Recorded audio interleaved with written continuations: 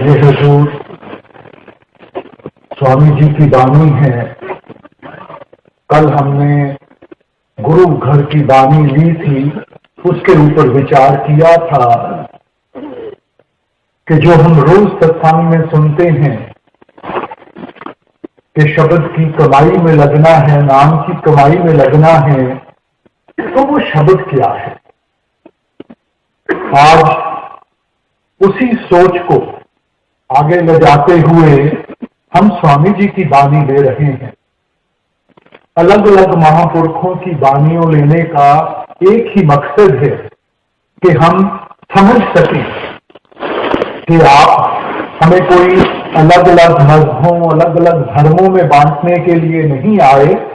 آپ تو ہمارے اندر پریم اور پیار کی بھاونا جاگرت کرنے کے لیے آئے تھے کہ ہم مالک کی سچی بھکتی کے ساتھ لگ سکیں، ہم اس سچ کے رستے کو اپنا سکیں.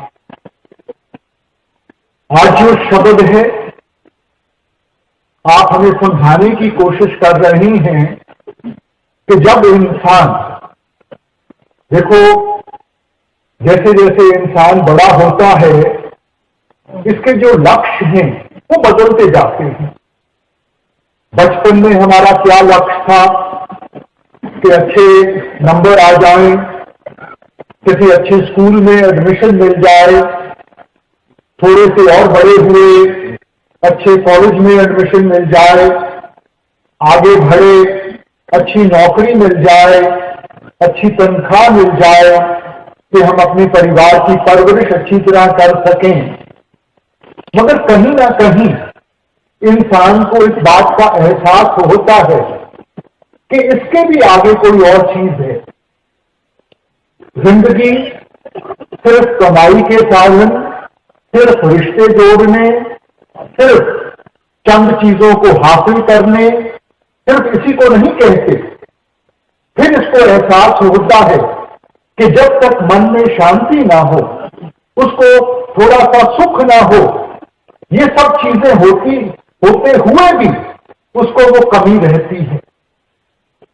تو جب اس کو اس چیز کا احساس ہوتا ہے تب وہ سوچ وچار میں پڑتا ہے کہ یہ سکھ اور من کی شانتی ہمیں کیسے ملے.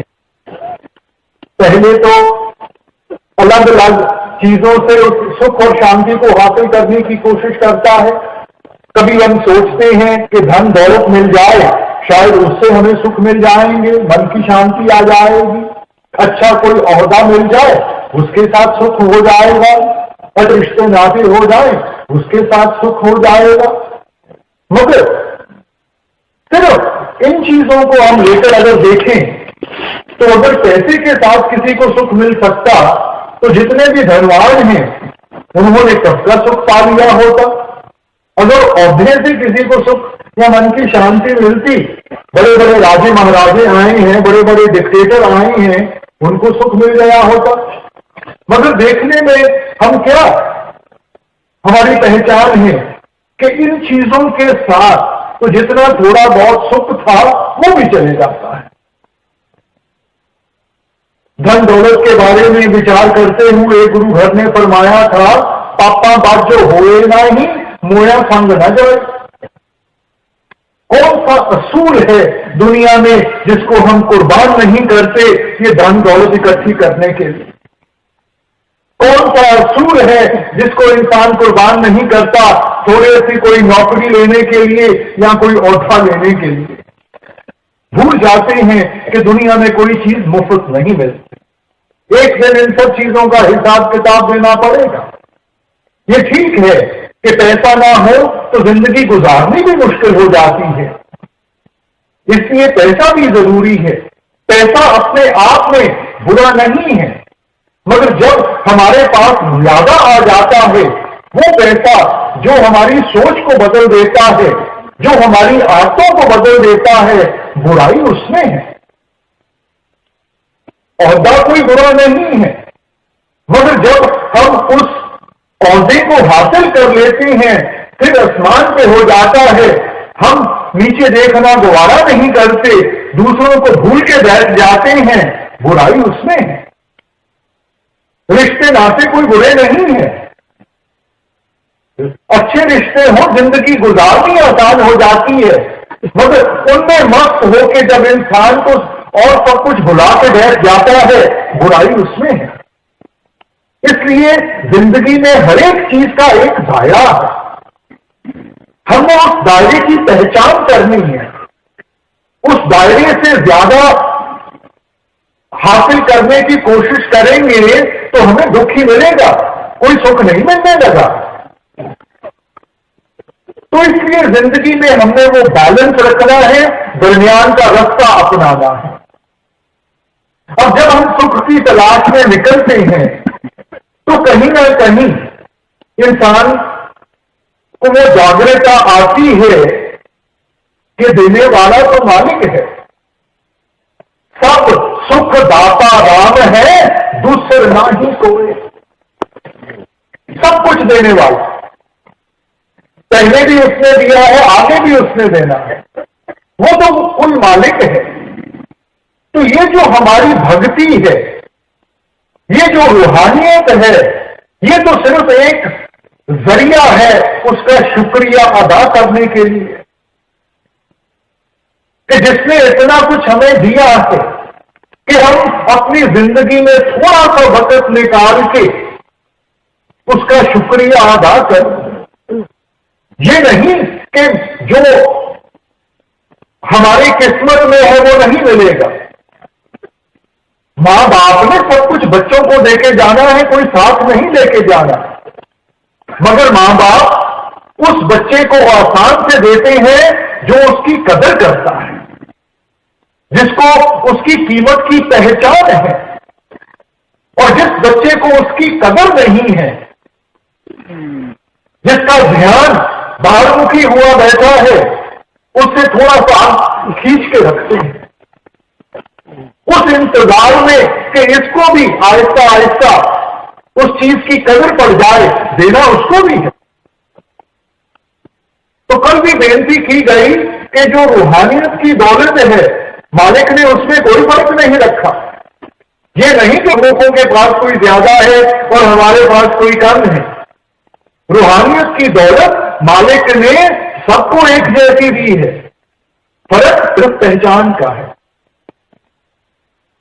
जिस इंसान ने अपना ध्यान अंतर्मुख करके उसकी पहचान कर ली, वो सेवक बन गया, उसने गुरुमुखता की तरफ कदम बढ़ाने शुरू कर दिए। और जो मन के अधीन होकर मन की ख्वाहिशों को पूरा करने में लगा रहा, उसको हमने मनमुख बना दिया। फर्क सिर्फ इतना ही है, मालिक कभी भी फर्क नहीं करेगा। अगर मालिक ही फर्क करने लग पड़ा तो फिर हमें बचाने वाला कोई नहीं है। उसके लिए सारे एक जैसे हैं। हम चाहे किसी भी धर्म के हों, किसी भी जात के हों, किसी भी मुल्क के हों, मालिक के आगे कोई भी फर्क नहीं है, क्योंकि उसने तो सिर्फ एक चीज की पहचान करनी है, और वो है हमारे प्रेम और प्यार की, हमारे भजन बंदगी की। गुरु घर ने कहा था, नानक के घर केवल नाम। पहचान है सिर्फ एक चीज की है, वो नाम की है, वो शब्द की है, बाकी किसी चीज की नहीं है। इनका ताल्लुक शरीर के साथ है, शरीर यहीं का यहीं धरा रह जाओ। इसलिए जब इंसान को एहसास होता है कि करने कराने वाला मालिक है, तो हमारा मालिक की तरफ भी कुछ ना कुछ तो फर्ज बनता है। जिंदगी में इंसान को जो उसके हक हैं उसकी पहचान है, मगर हर एक हक के साथ जो जिम्मेवारी बनती है उसको भूला हुआ है। हर एक हक के साथ कोई ना कोई जिम्मेवारी है, तो क्या हमें उन जिम्मेवारियों का एहसास है? हमने तो चंद जिम्मेवारियों को लेकर कि ये बाल बच्चों की पालना पोषणा करनी है, धन दौलत कमानी है, इन्हीं जिम्मेवारियों में हम सारी उम्र उलझे रहे, مگر جو سب سے بڑی ہماری ذمہ داری ہے، جس نے ہمیں یہ بال بچے دیے ہیں، جنہوں نے ہمیں یہ دھن دولت دی ہے،